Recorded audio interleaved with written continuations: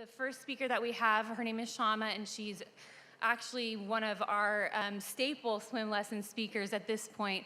She joins us a lot, and she's got a lot of great knowledge. She's the CEO of Scaling Retail, and she's the author of, I have to look at this so I don't mess it up, Fashion Designer's Guide to Creating Websites That Sell. And we always love to have her, and she's going to be talking about mindfulness for entrepreneurs. It's really easy for us all to get sidetracked when we are our own business, and so she's going to come help us with that. And let's welcome Shama.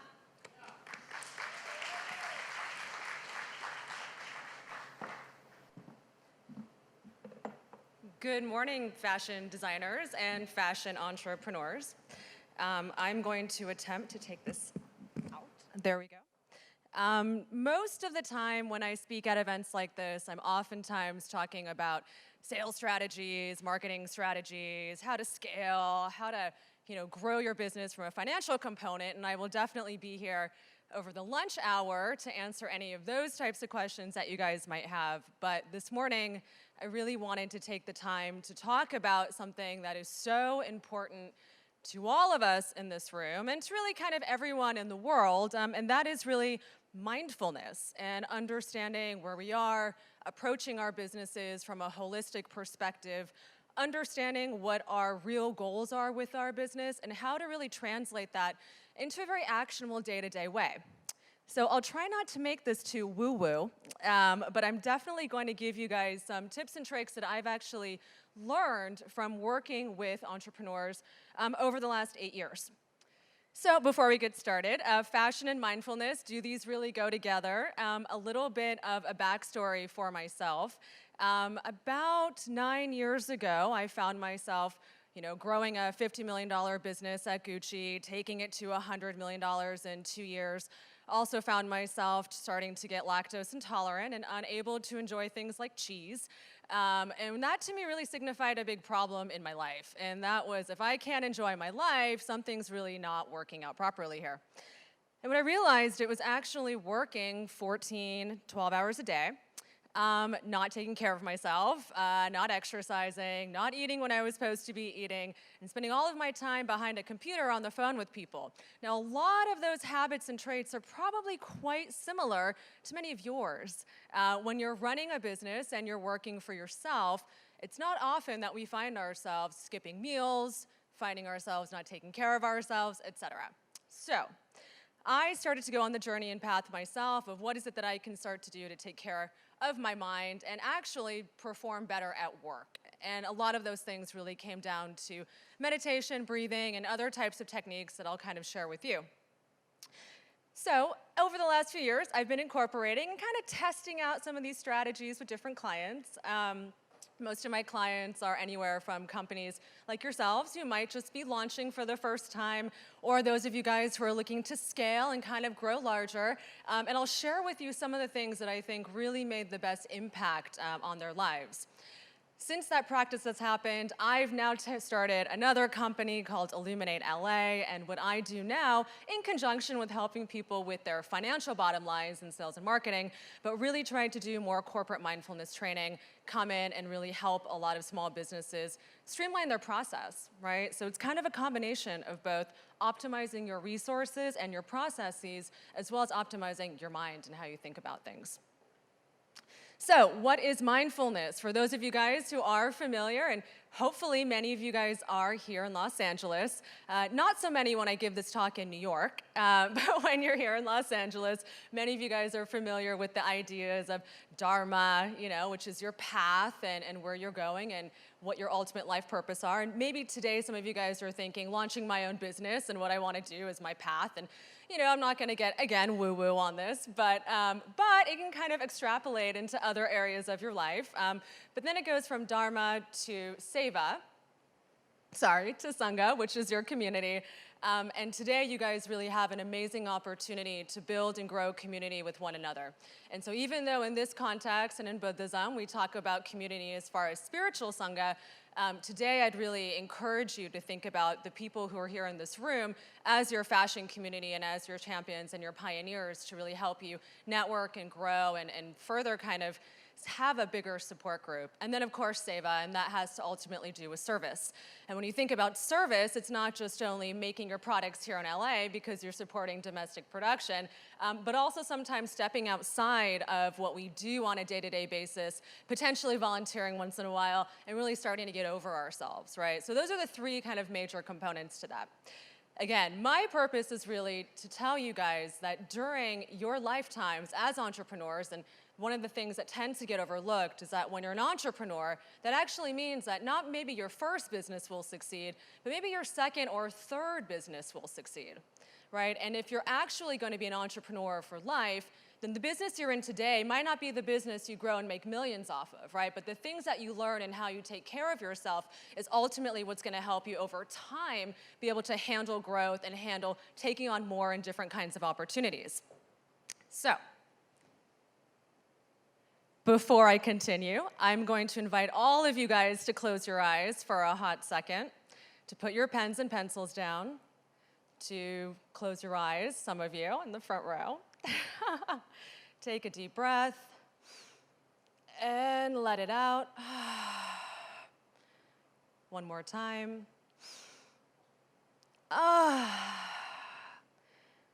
Each and every one of you here today have an amazing opportunity to create something powerful for yourselves, to learn something special that's going to apply to your business, but that is ultimately going to help you, bottom line, make yourself a better person, hopefully, and also make better business decisions.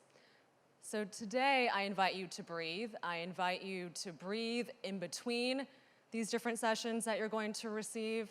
I invite you to breathe before you start answering these different emails that you have about POs and, cut tickets and things like that. And I really invite you to take a step back and look at your business as a global part of your life. So those of you with your eyes closed, please reopen them. Take a big smile. Thank you for closing your eyes with me. And now I'll get into some more juicier stuff. So meditation. Meditation is one of those things that oftentimes people close their eyes, and when you're running your business, you tend to close your eyes and 1,001 things pop up in your mind. Right? And so this idea of how to make your mind clear becomes one that is somewhat elusive, right? How do you actually go about doing that? And my approach to that, and the one that I've seen to be the most successful, is really the simple act of closing your eyes and breathing for as little as 10 breaths, and as long as about 5 minutes if you have a busy day. CEOs around the world are touting how wonderful and beneficial meditation is, right? And of course, here in Los Angeles, we're really privileged to being around wonderful, mindful people. But sometimes when you're running a business, it's easy to say, well, those guys don't get it, right? They don't understand what it's like to have a bazillion things to do on a day-to-day basis, right? So how do you take those principles and apply them to yourself? One example that I've seen that works really, really well, in the morning before the urge to open your cell phone, and most of us maybe sleep with our cell phones, but before the urge to really open up your cell phone, close your eyes, take a deep breath, inhale and exhale with your attention to your breath about 3 to 5 times, right? Just starting to get grounded within your body before you actually open up your phone and go, oh shit, right? Because usually we open up our emails and go, oh my God, I have all these things to do. So starting to incorporate that on a little bit of a basis in the morning. And then also during the day, as you guys are starting to look at timelines and organizational management, and oftentimes, guys, what we tend to do is section out our days and say, well, today I'm actually going to be looking at, organization. I'm going to be doing some sales pitches. I'm going to be talking to some buyers. I'm talking to my manufacturers. Before you make those transitions within your own lives and how you approach your own businesses, again, one more time, I ask you to close your eyes, take a couple inhale, exhales, and be mindful of your breath as you're going into these conversations. Now, why on earth would you do something like that? Well, Similarly, when you're smelling perfume on the sales floor of Nordstrom's, and they always ask you to smell coffee beans in between smelling different perfumes, right? Which is kind of the classic example. I always wondered, why on earth am I smelling coffee beans? It's really to help cleanse your palate, right? To cleanse your current experience, to open up to another experience, right? So you can fully appreciate and be present with that. Well, similarly, by closing your eyes and breathing, and doing your best at that, you're actually cleansing your mind for a quick second to be able to open and to receive and to be really present, right? Sometimes you walk into a conversation in a meeting and you ask yourself at the end, well, why didn't I get across my major points? And it's because maybe you got caught up in the moment, right? Maybe you walked into a situation where you had to fire somebody, right? And you were so angsty and worried about having to let someone go that you couldn't actually get your point across in a clear way, right? That was really able to communicate what you mean. So by actually closing your eyes and taking a deep breath and resetting, drops you back into your body, gets you out of all these things that are going on in your head. And of course, again, as an entrepreneur, there are so many things going on, but really helps you make clearer and better and more focused decisions, right? So in the morning, between all these different meetings that you guys have, please, please, please give it a shot. Anytime you have major decisions that you have to make, doing something as simple as meditation can go a very long way. Other ways of looking at mindfulness and action, right? So like I mentioned earlier, today you have a great opportunity to build community. You have a wonderful opportunity to look around you, to share war stories with everyone in this room. All of you guys at different stages of your businesses can commiserate. And I ask of you to be open and to share with people because you guys are not alone, right? So sharing through your experiences become a wonderful way for you guys to avoid pitfalls, becomes a wonderful way for you guys to actually grow your resources and to be more present with one another. I also invite you in this path of entrepreneurship to not forget the community of your friends and family.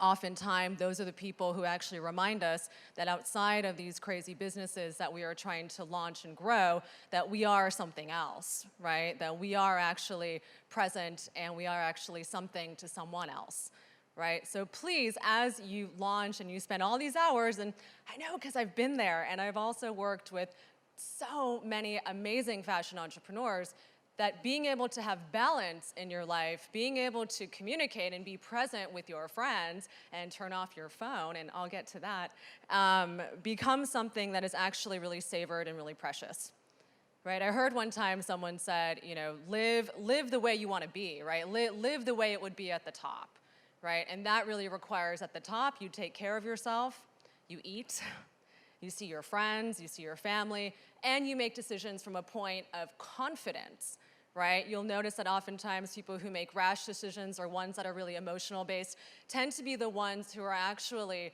the most unconfident, right? They're the ones who are the most insecure. So come from your position of your business from a perspective of security, right? I was a former buyer, right? I've worked at these amazing companies that made me not be able to eat blue cheese, like Barney's and Gucci and some other great companies. And we could sniff out when we met with new brands if they were insecure and if they didn't have the confidence, right? So by having this balance and coming, and you can even say it's a fake it till you make it, but from starting to structure your life from a point of confidence, you're actually going to be able to pitch better, you're going to be able to communicate better, and ultimately you're going to be able to fake it with someone in a conversation until you finally get that purchase order, right? So community is my first point. The next one is being mindful and taking action with yourself, right? So oftentimes when we think about being mindful with ourselves, that means actually being able to close your eyes, close the computer while you eat your food and taste your food, right? Instead of just kind of swallowing the whole thing. And being mindful with even really small things like your food.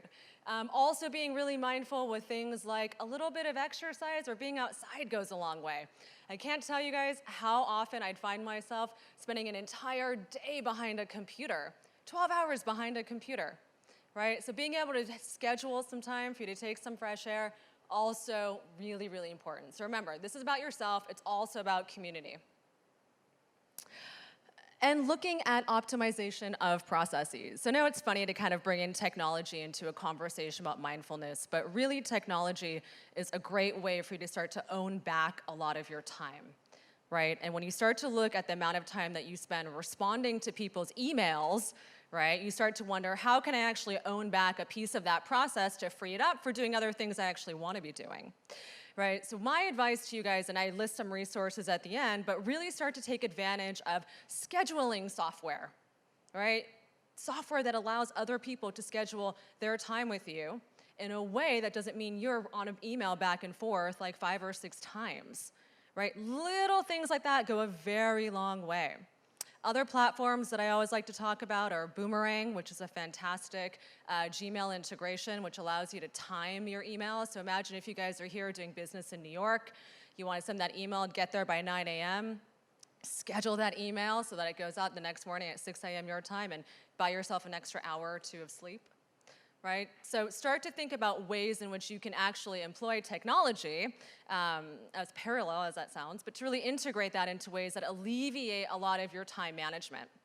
Right? Other platforms I like are really easy CRM systems like Streak. I think is fantastic. They have a great feature on the site that allows you to templatize emails in a way that makes it super easy to the click of a button to kind of optimize all the different pitches that you guys are sending so you can make it seem like they're personal.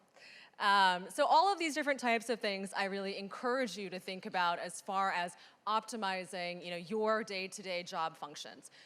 Spend an hour today, take a look at some of these resources, and really try to implement 1 or 2 of these things to help you buy back some of your time, right? The idea here is we all might be struggling, and I guarantee everyone's gonna tell me, Shama, I have a small budget. How do I do this? How do I maximize it? Well, maximize your time, right? Your time currency is worth a lot.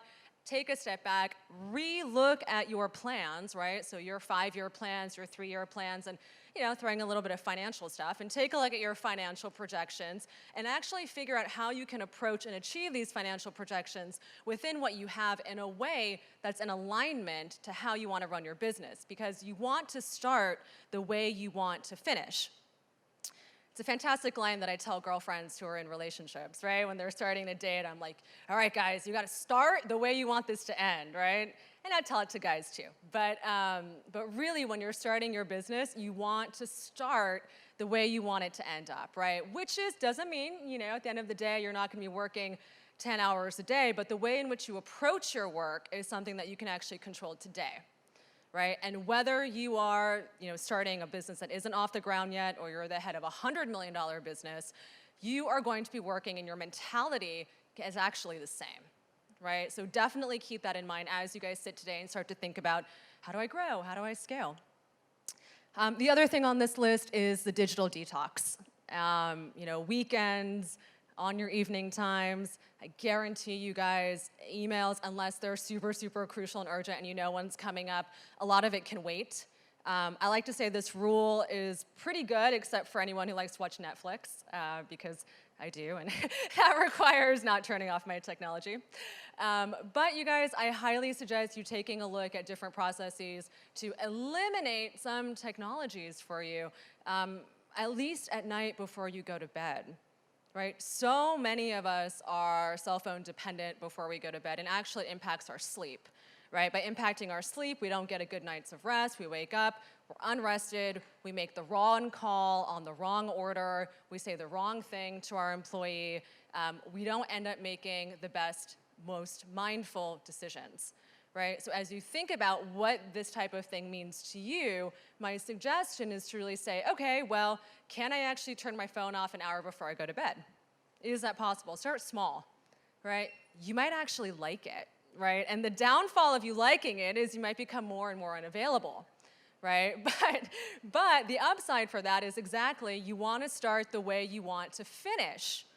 Right? So if you want to be the CEO of a large company, and you actually think that by growing your business and by having so many employees, you're going to own your own freedom, but if you walk into it and you start off thinking, I'm available all the time, blood, sweat, and tears, you're never actually going to reach that kind of homeostasis with your personal life and your professional life, thereby having both suffer. right? So again, really think about incremental ways in which you can kind of take away some of these things to make a small impact, right? A million small impacts make something really large. So your company culture starts with you. Those nifty stickers on the table, those are me. And your company culture does start with you. And what I mean by that is, as an entrepreneur, you have the ability to change things from the way in which you perceive your company and yourself within your company, right? So when you think about employees, how employees actually function, if you do have any employees, realize that a lot of them are doing their best to multitask and doing their best to listen and do everything that you want to say, but only about 2% of the people who actually multitask can multitask, right? Most of us cannot multitask, right? So when you think about multitasking and you think about all the things you have to do, it's actually going to give you a much higher rate on performance when you schedule out your time, right? And granted, it's wishful thinking. We're never going to be 100% perfect. But know that if you give an employee, or if you've hired an intern and you're like, yes, free labor, I have an intern. I'm going to give them all these things I don't want to do. And then I'm going to ride them until they get it done. Know that they probably won't be able to get it done well, right? And it's because they need some mentorship, but also it's just not effective to expect for someone or even yourselves to be able to do multitasking effectively, right? So schedule out your time. One of the tips I always tell clients is take a look at your 5-year goals, make those kind of, big and lofty. 3 years should be a bit more realistic. Your 1-year goal should be the most attainable.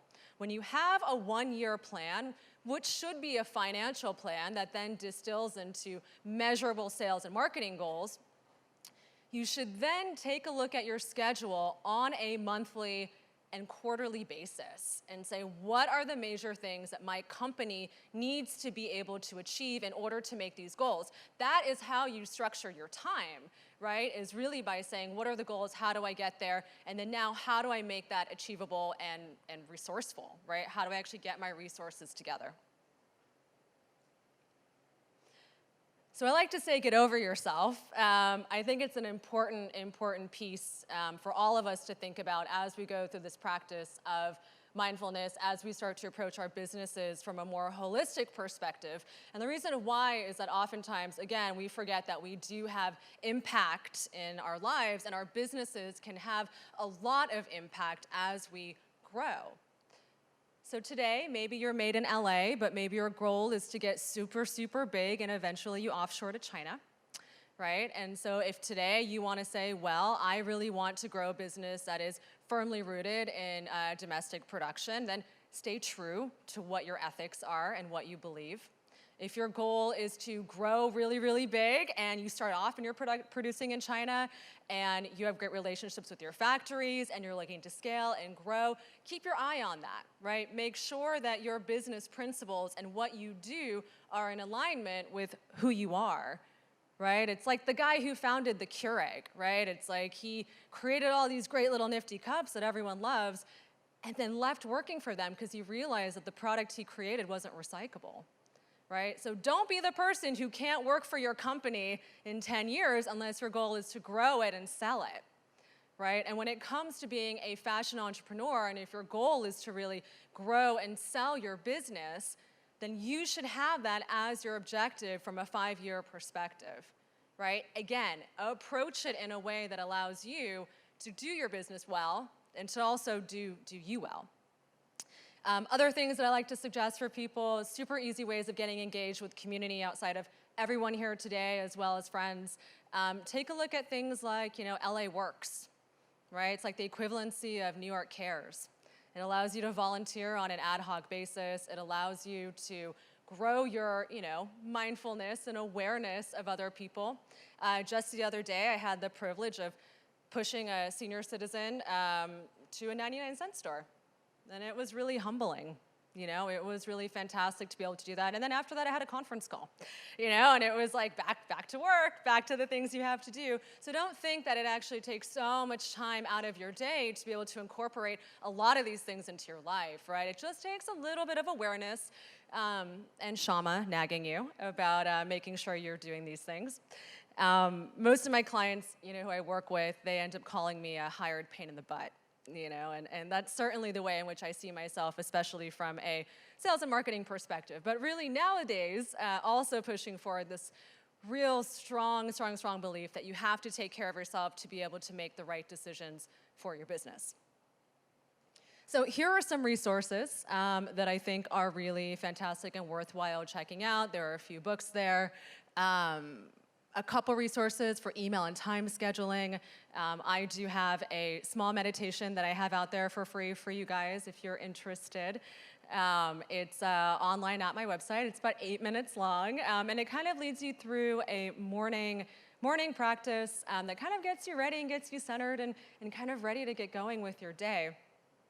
It is really, really wonderful to be able to see so many of you guys here today and kind of open. You guys who have been here before, I'm sure you are, Shama's gonna talk about how to renegotiate on the XYZ.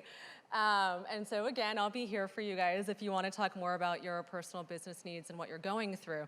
But I do hope that you're able to take away a few things that are actionable that you can appreciate and take forward to the next steps in evolving your scalable and sustainable businesses, right? So remember, sustainability not only means environment, and it not only means what you're doing from a production standpoint and the fabrics and your employees, but sustainability also means yourself, right? And if you can't actually sustain running your business yourself, then there is no business. All right, guys, here I am, Instagram, Twitter, and Facebook at Scaling Retail. I've been doing a little bit of writing and doing some talking on mindfulness for entrepreneurs, certainly something I'm really passionate about. If you have any questions about that, more than happy to answer. But thank you for having me.